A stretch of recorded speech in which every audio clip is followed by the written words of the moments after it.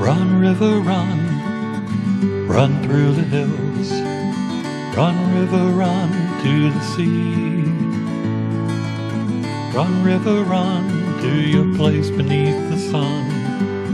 Run, river, run over me. Hi, this is Jan Lewis. Welcome to be my guest today. She's back, Joanne Roach Evans. I said that right. She's a children's book author and illustrator. And welcome back, Joanne. It's been since before COVID. Yes, yeah. Thanks for having me back. Well, it's nice to welcome. see you. She walked in and she was amazed because we have a different setup. Mm-hmm. The audience probably might not be able to tell, but we're across from each other now, like across the room. Mm-hmm. So the COVID, when we reopened, we used to be almost side by side. Yes. But and then we've had an air filtration type of thing going on with the but it seems to work out well. People seem to enjoy it. Good. Yeah. I don't mind it. You know. Now, you may remember her.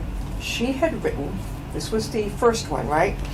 Well, Which actually, you had me for seashells, Okay. seaweed. Mm-hmm. I think I was here for marine animals. Okay. So, Marine Birds continues the series, and Little Piping Plover is a little different. That one's more of a narrative nonfiction. Now, they're seagulls.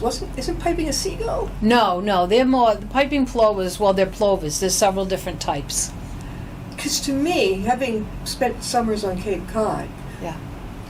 they both look like seagulls. They're more the size. You know the little sandpipers that are called sanderlings? The little itty bitties, yeah. That run along the shoreline. Everyone loves to watch those. Yeah. They're more that size. They're more the piping plover. That, yes. Now that she mentions it, I can remember there were the big seagulls, and then there were these little things that Yes. go on the sand. Yeah. And I was reading, looking on the back of one of these, that they eat, or was it one of them, they eat quite a bit that we wouldn't even think about. Right, yeah. Tell us about them. Okay, so the piping plovers or... Sure. Okay.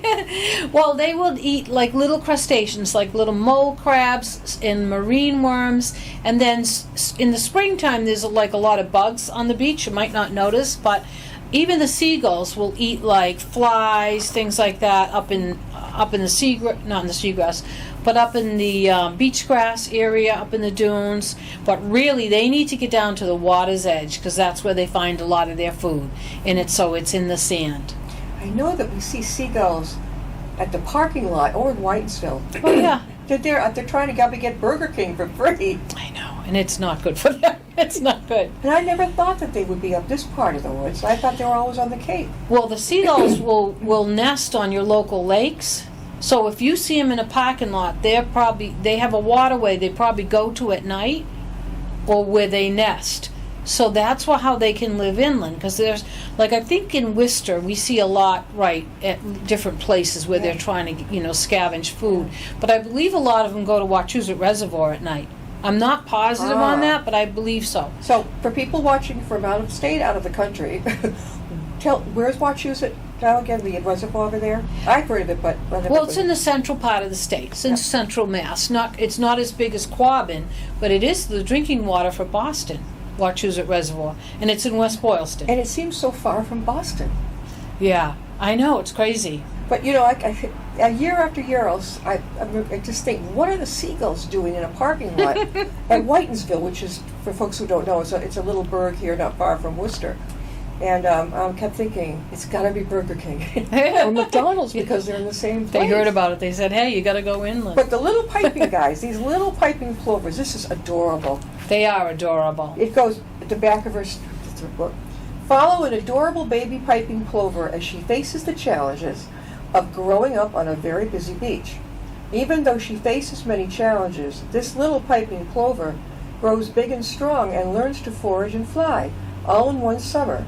This little plover is a true survivor.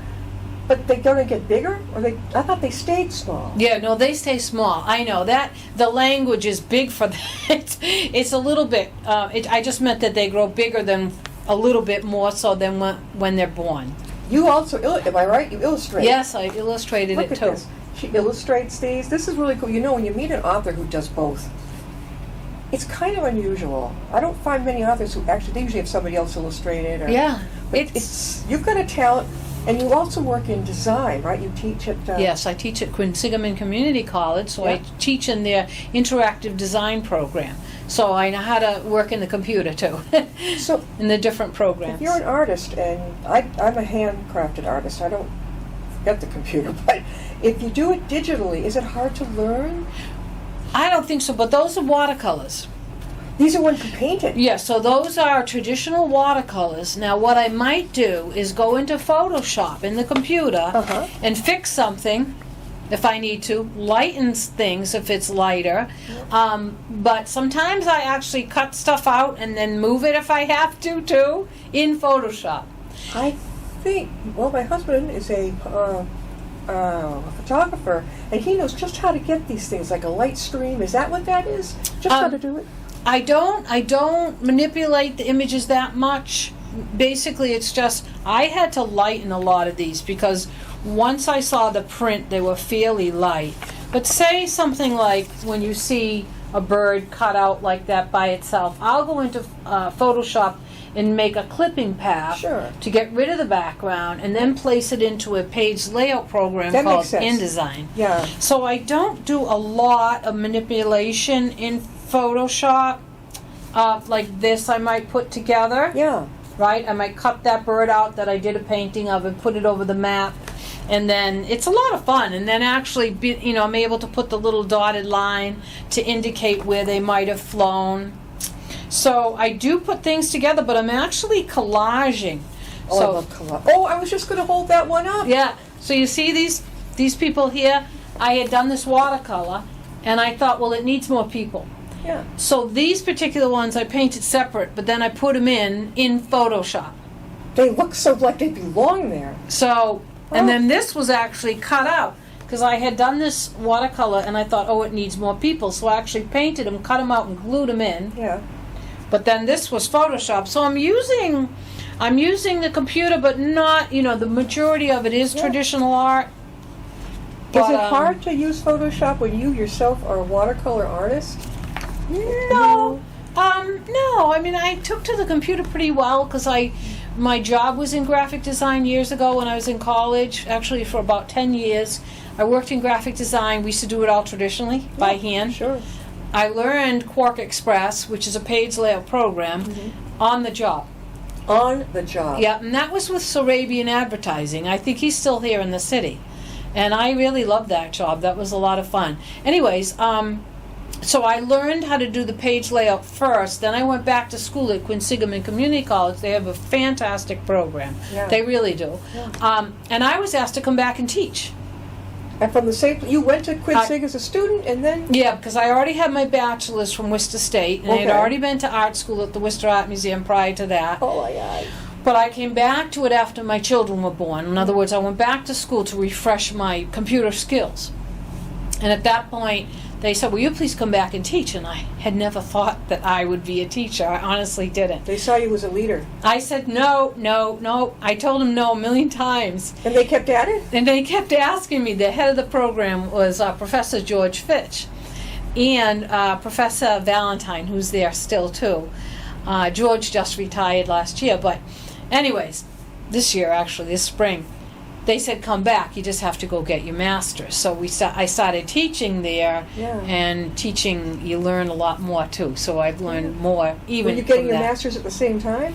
No. Yeah, but I was only teaching a couple classes, and I started out at the Worcester Art Museum. I used to teach Adobe Illustrator over there. Oh my God. Yeah. Were you ever a docent?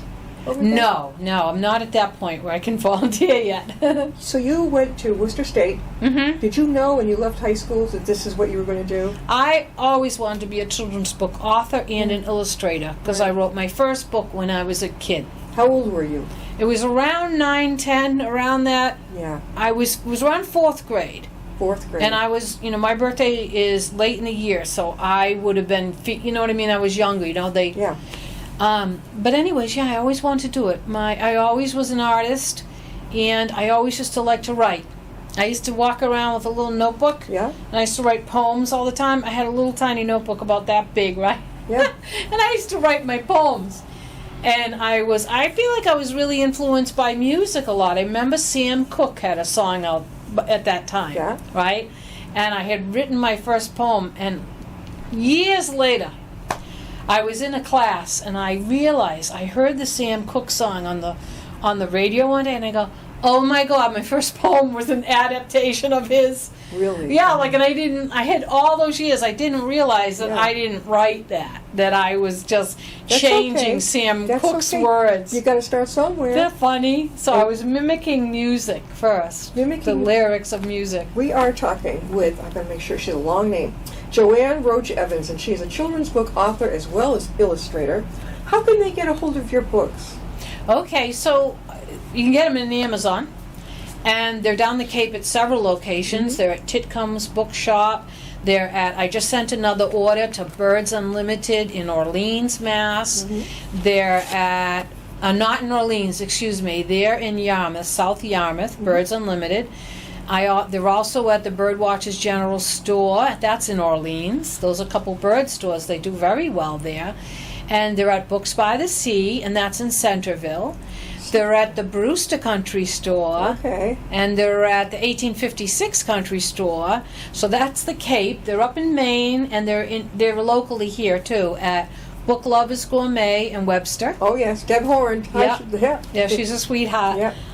And then they're at Tidepool Books in Worcester, Rootin' Press in Worcester. They're even at Framed in Tatnick, which I was just there earlier today. Yes. Yeah. And then where else? Annie's Bookstop. Yeah. So they're here in Worcester. They're a lot down the Cape. I've got them up in Maine. And there's one store down in Rhode Island. And the thing is, other places may have them, but I just don't know it. Yeah. Because you can, distributors can order them from Amazon. Oh, that's great. Yeah. So they are, so I can tell. The wonderful thing about Amazon is that I can see my sales every month. And I don't know, when you have a publisher, at least my little experience I have with the first book, I have no idea what's selling, where they're selling. I don't see statements about that for years. Wow. Yeah. That feels peculiar because, see, I'm on the other side of it. I'm Yeah. the publicist. They want to get them out there. And so they know. I do the research and send my authors listings of everything I've looked up that they'd probably love to connect with. They've got all the connect information.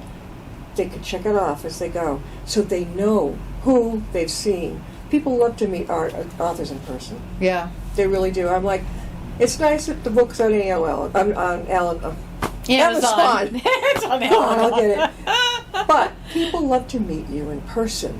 And then if you sell a book to one person, that's going to get around to 10. Sure. Yeah. It really. Where are some of the places that you've been to? The last one I was at was Tatnick Bookseller in Westboro. Did you go to the big room or did you go up front? Oh, just up front. Just up front, Yeah. And then because a local author actually was there recently, and she's a much bigger name than me, and she said that it was very quiet. So I'm like, just put me up front. I don't, Yeah, I know. If you people in Tatnick, it's beautiful.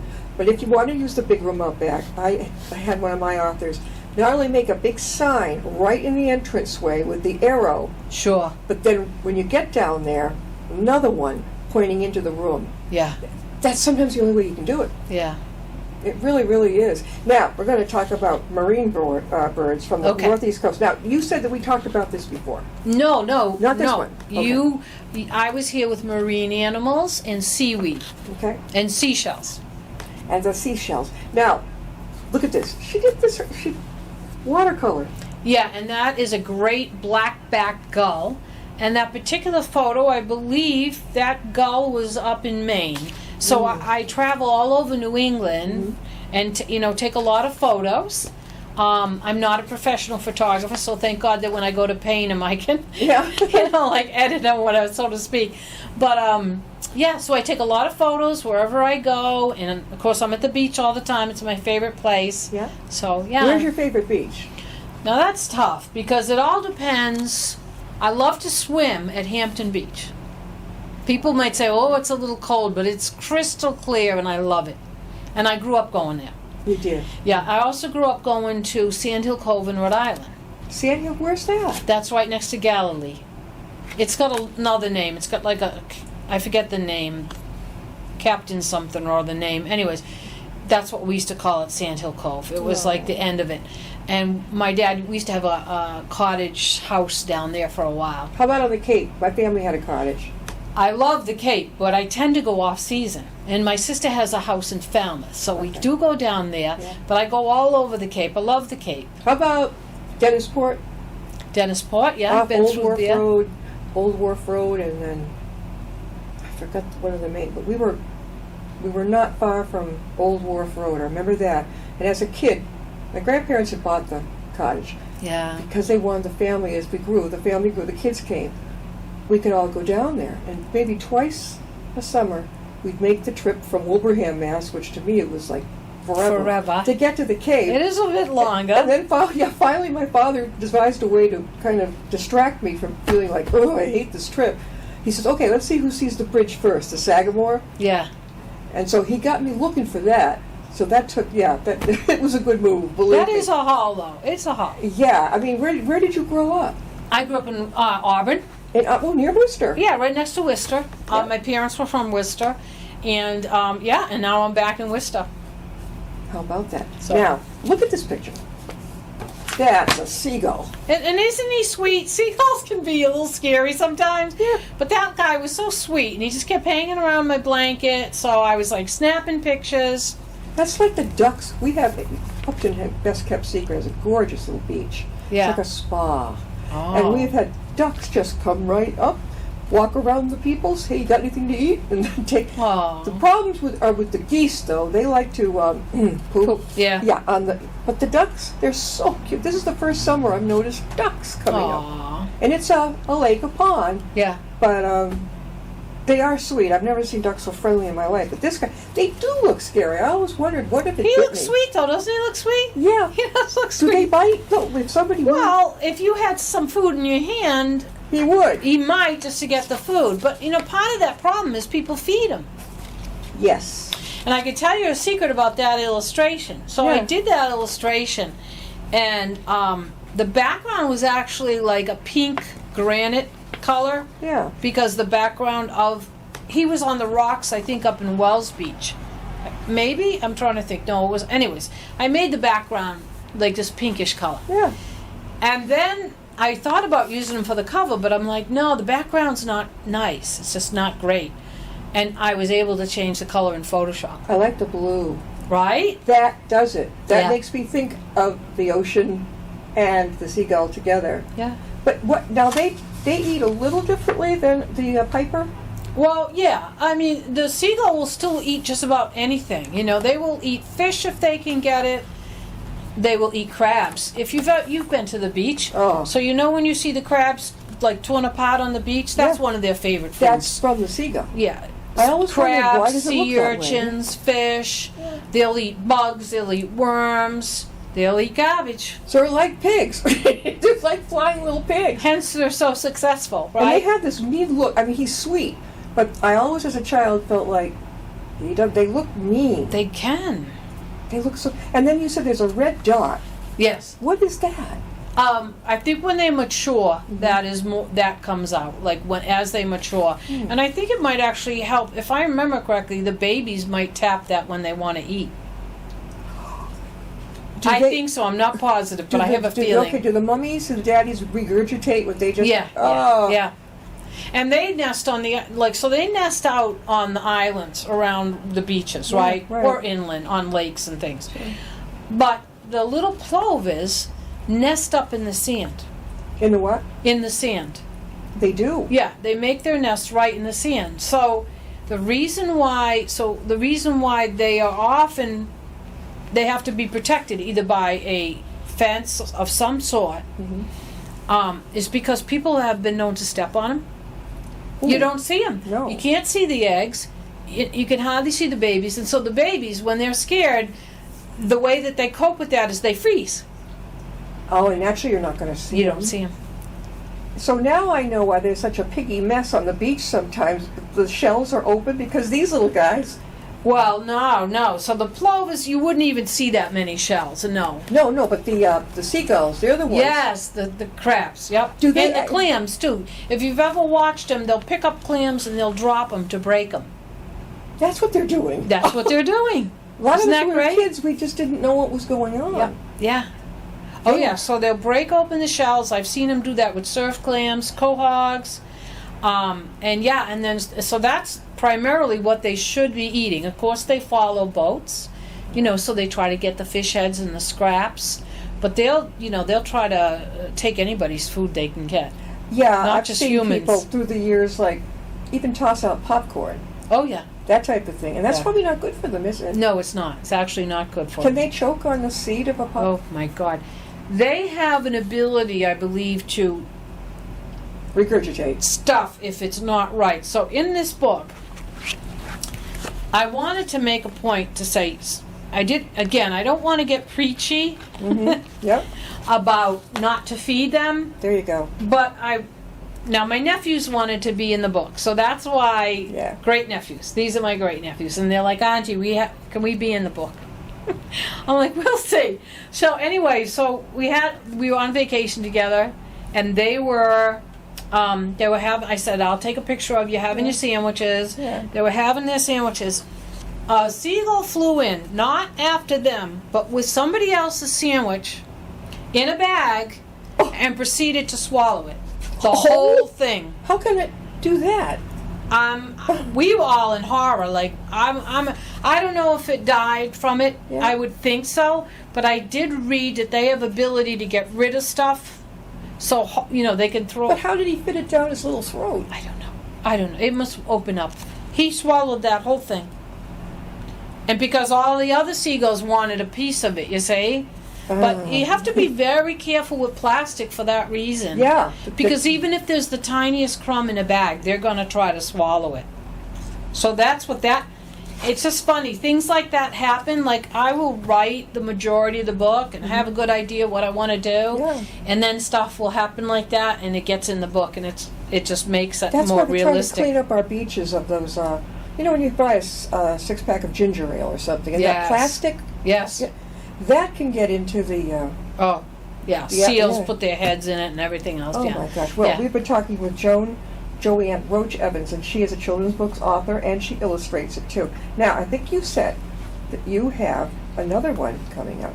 I do, yes. So I want to continue the series. And so the next one is going to be on wildflowers. Oh. And then I think I have one more after that in me, in my head, you Yeah. know. Actually, I've started to write them. And so two more, I think, to go with the series. Now, they have copies downstairs in the Upton Library, don't Yes, they Okay, do. good. And I will leave these two Yeah, downstairs, definitely. Well, too. they love that because we have the dedicated local authors section. Yeah. And it's so important. It really is. It's funny. You were talking about, well, it's not funny, the seagulls eating anything. And here I am saying, well, when they choke on swallowing a whole sandwich, you'll get a kick out of this.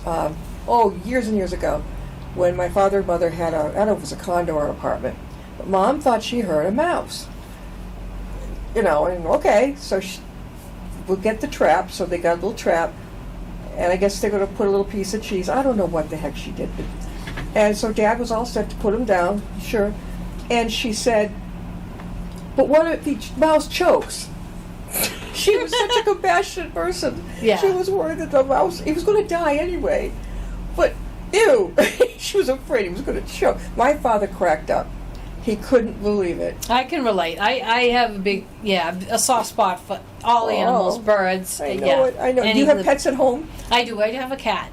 Oh, we have two. What kind do you have? She is a gray tiger, and we just adopted her in January. She was 4.5 years old. Oh, so you got an older one. That's Yes, great. yeah. That's really good.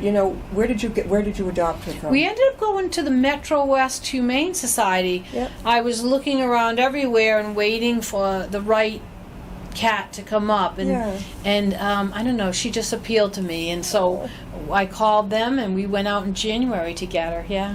I know. Have you ever heard of Bay Path in Hopkinton? Yes. That's where in we- Hoppington, no. That's where we got our male cat. Okay. I mean, we went into the room where they're all in little cages, and you could look at them.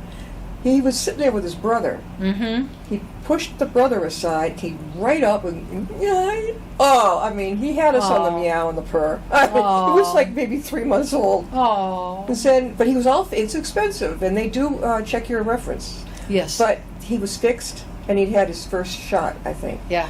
The little girl We got her free from a family right here in town. They have a mama that loves to have babies, and we got her, and we got her fixed too. Mm-hmm. She had something called early puberty.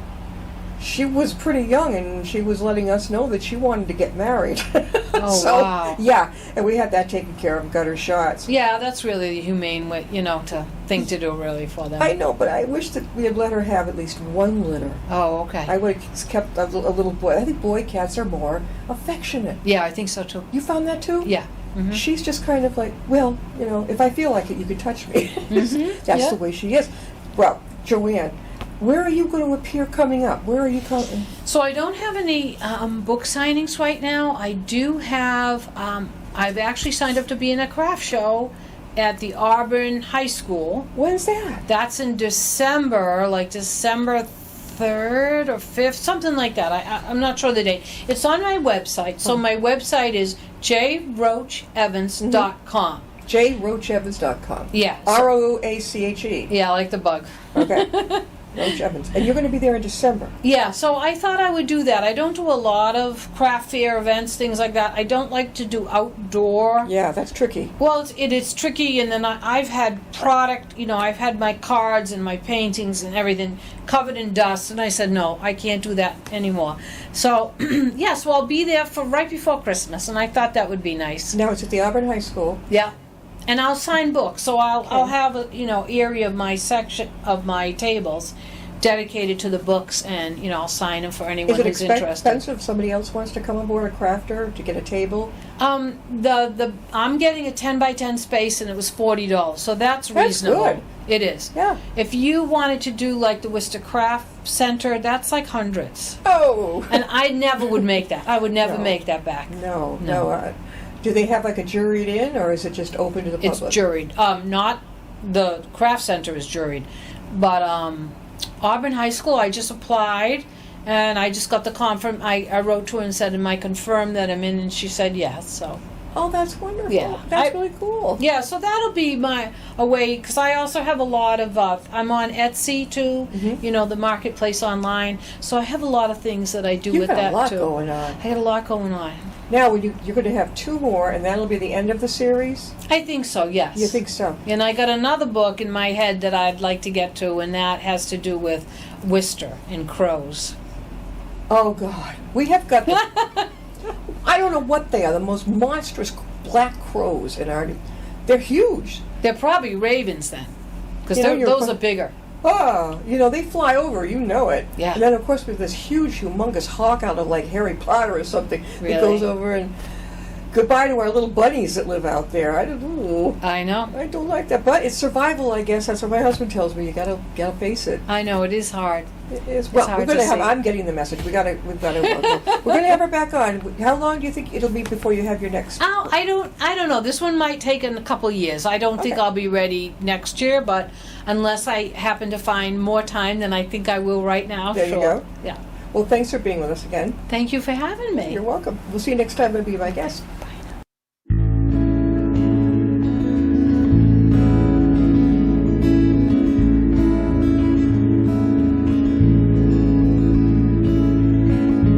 Riding on a shooting star, heading out toward a dream. Tomorrow's even closer than it seems.